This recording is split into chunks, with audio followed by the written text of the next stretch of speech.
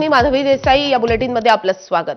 बुलेटिनच्या सुरुवातीलाच छत्रपती संभाजीनगरमधून एक मोठी बातमी आहे. छत्रपती संभाजीनगरमध्ये आर्थिक व्यवहारातून सेवानिवृत्त प्राध्यापकाची हत्या करण्यात आल्याची धक्कादायक घटना उघडकीस आली आहे. आरोपींनी प्राध्यापकाची हत्या करून पोलिसांची दिशाभूल करण्यासाठी चित्रपटासारखा बनाव रचल्याचं देखील तपासाद्वारे समोर आलंय. मृत प्राध्यापकाचं नाव राजाराम उत्तम लोंढे असं असून ते शासकीय इंजिनिअरिंग कॉलेजमध्ये विभाग प्रमुख म्हणून कार्यरत होते. या प्रकरणात पोलिसांनी विशाल राठोड, आकाश पवार आणि करण आडे या तिघांना अटक केली आहे. मृत प्राध्यापक आणि आरोपींमध्ये सुमारे 50 लाख रुपयांचा आर्थिक व्यवहार झाला होता. खतरों के खिलाडी सारख्या टीव्ही शो तयार करून पैसे कमावण्याच्या उद्देशाने हा व्यवहार झाल्याचं तपासात समोर आलंय.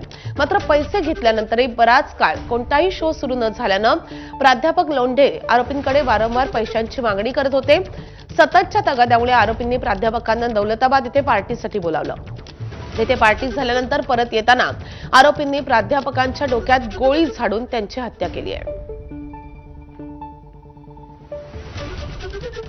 2-3 दिवस अगोदर त्यांनी जेसीपी वाल्याची एका मदत घेऊन आम्हाला गुप्तधन मिळतंय, आपल्याला मिळेल ह्या हेतूने त्यांनी एका ठिकाणी 2 खड्डे देखील खणून घेतले होते, जेणेकरून खून केल्यानंतर त्याची डेड बॉडी त्या ठिकाणी पुरण्यात येईल.